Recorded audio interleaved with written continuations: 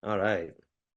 Oke, lalu berikutnya adalah kita tanya sama seseorang kalau dia menyatakan sesuatu, apapun ya pernyataan ini, apapun yang dia lakukan, kenapa dia melakukan begini, yang kita mau tanya adalah apa yang menjadi dasar pengertian dia, atau kenapa dia merasa ini benar, apa dasar kebenarannya.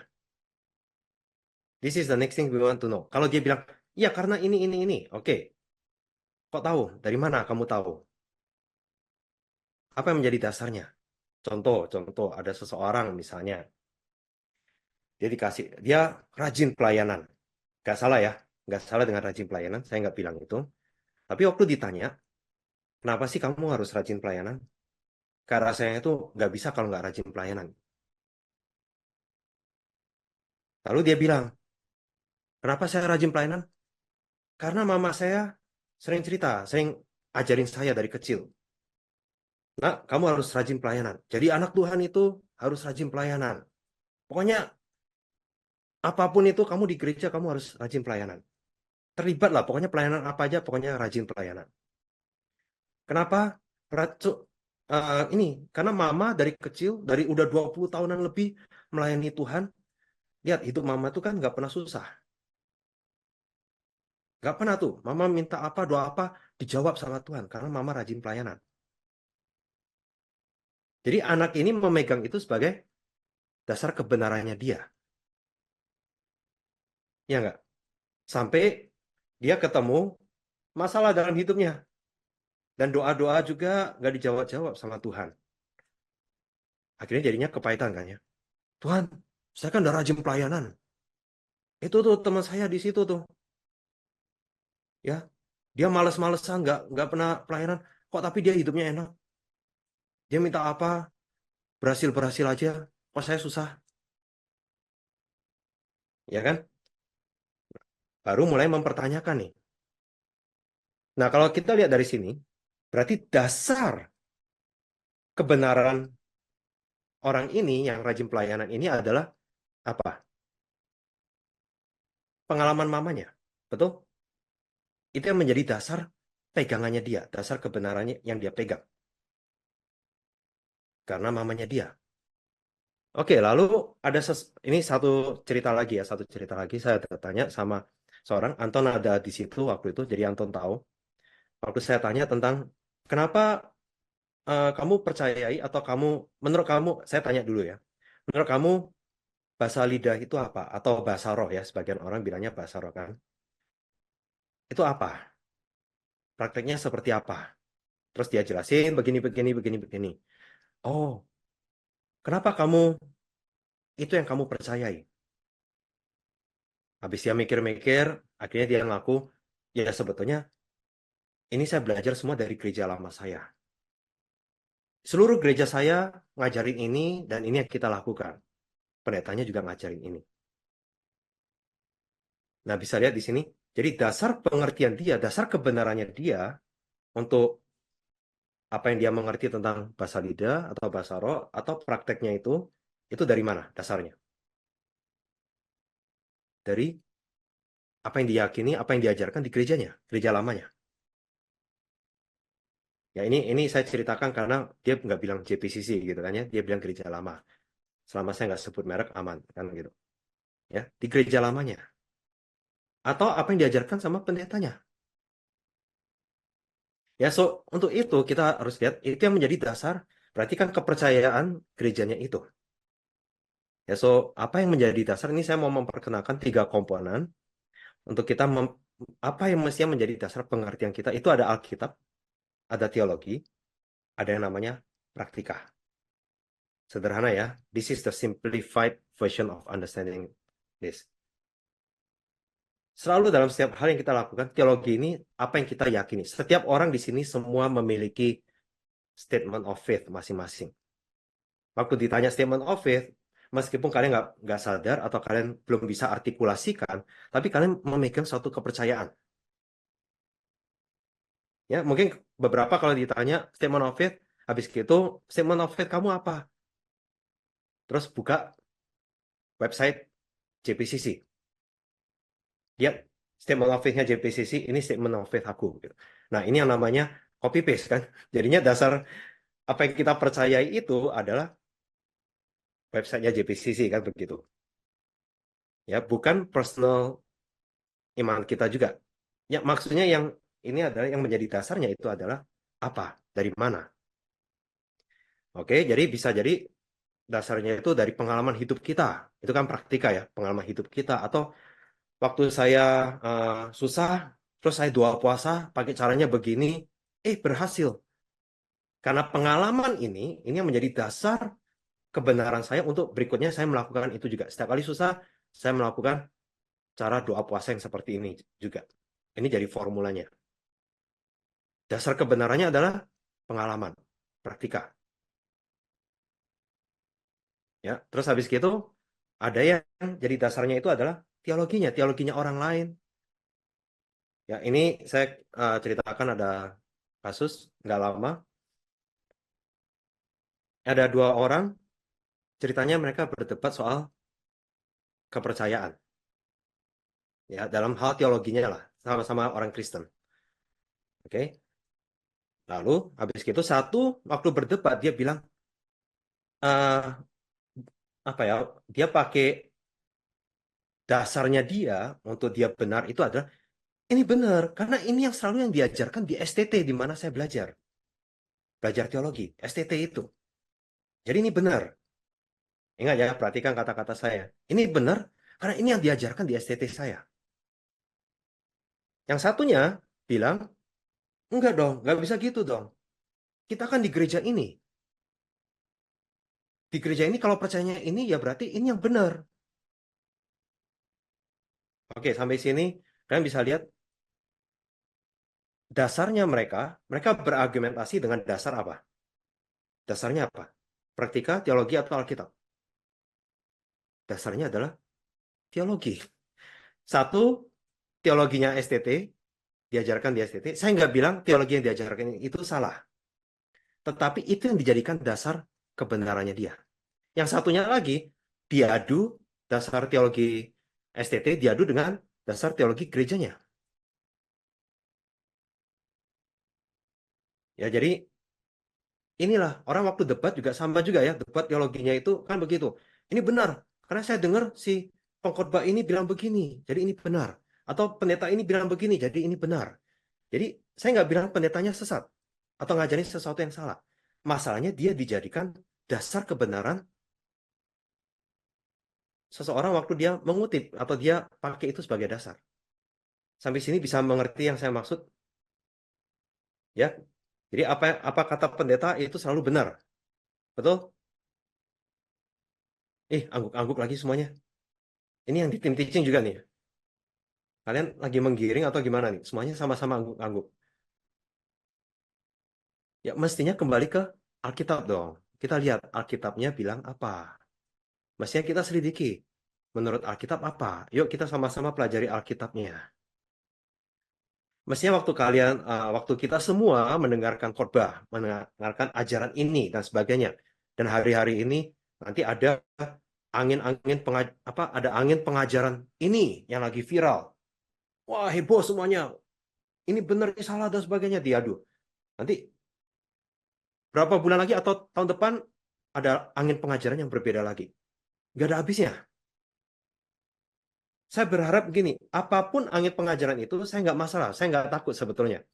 Karena dapat pengajaran apapun dari mana, dari TikTok, dari YouTube, dari orang itu, dari gereja itu, kalian jajan-jajan sana sini gitu ya.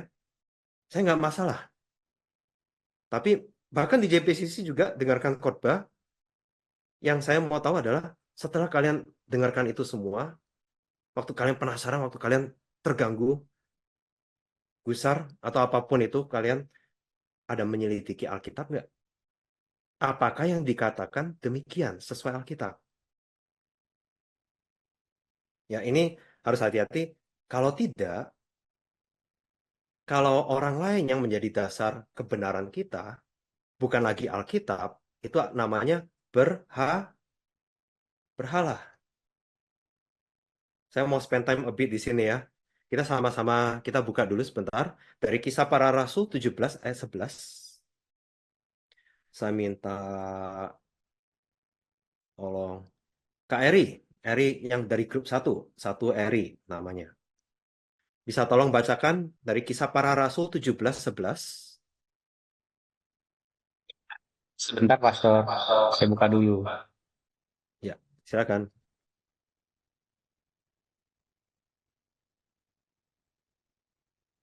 Bentar. 19. Ya. Oke, silakan.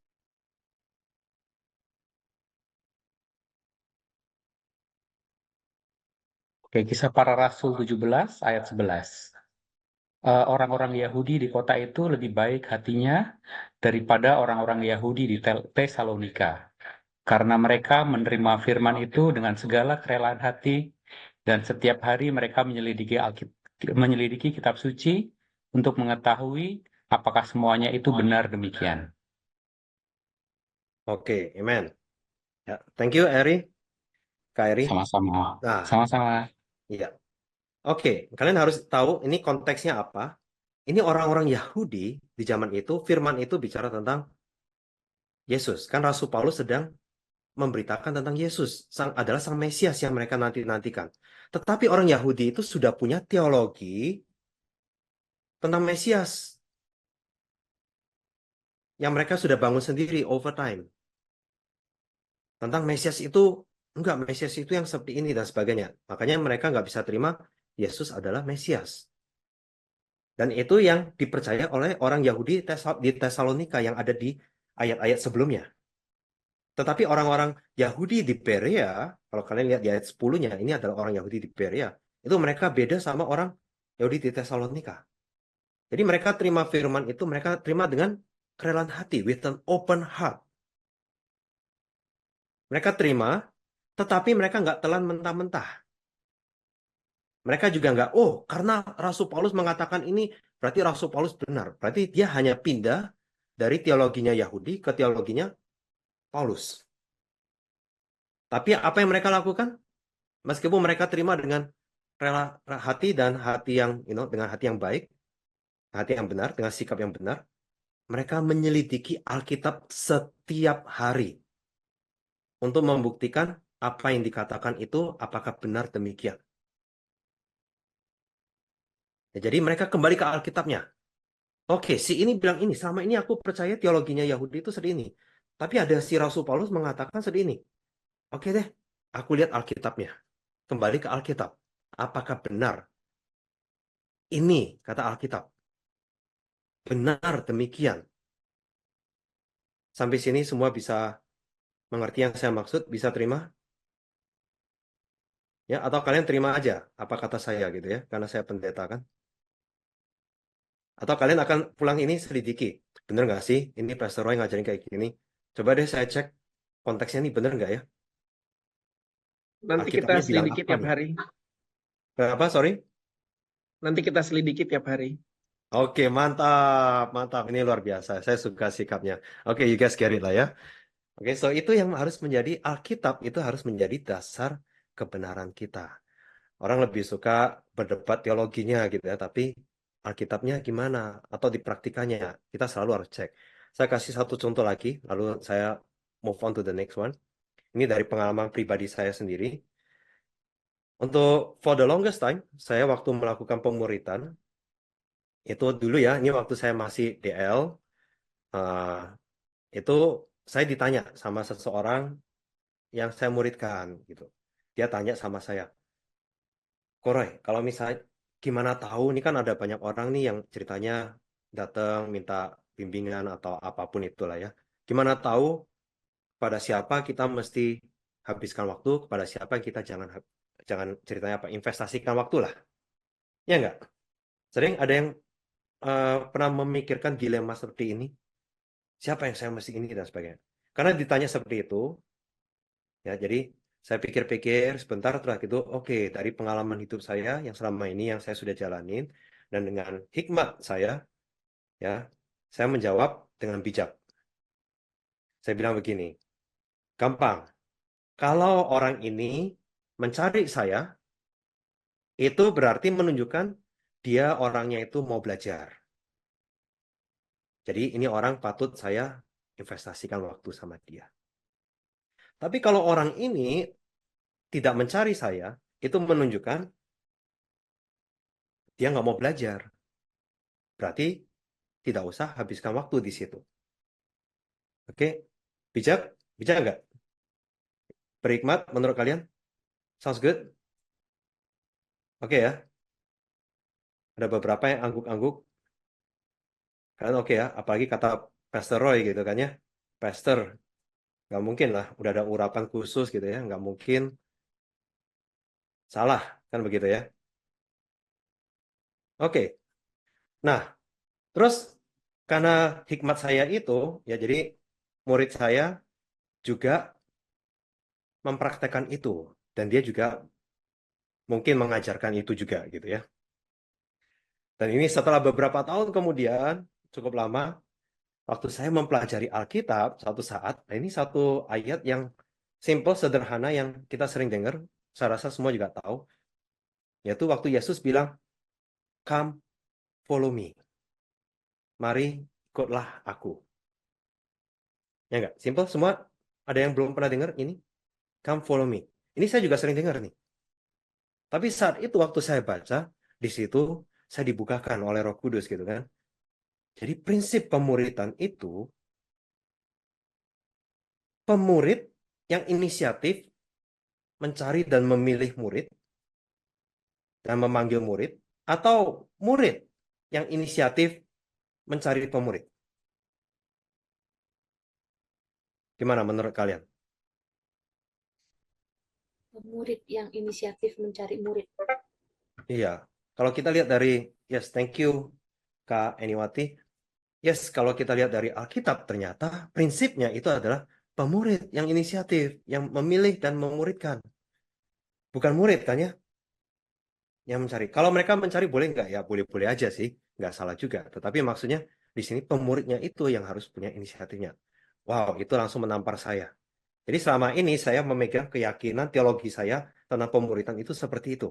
Sampai saya membaca firman Tuhan dan itu merubah cara saya melakukan pemuritan sejak saat itu. Oke, dan jadi proses ini kalau kalian lihat dari Alkitab, ini akan, jangan berhenti di Alkitab aja ya, belajar Alkitab. Ini akan, kalian akan membentuk teologi kalian, keyakinan kalian. Dan dari keyakinan inilah yang menjadi core belief kalian, itu akan membentuk atau akan menentukan perilaku kalian, praktika kalian. Kalau kalian menemukan ada praktika tertentu, kalian boleh cek, kenapa saya melakukan ini begini, apa keyakinan yang saya pegang. Jadi kembali lagi ke dari praktika ke teologi.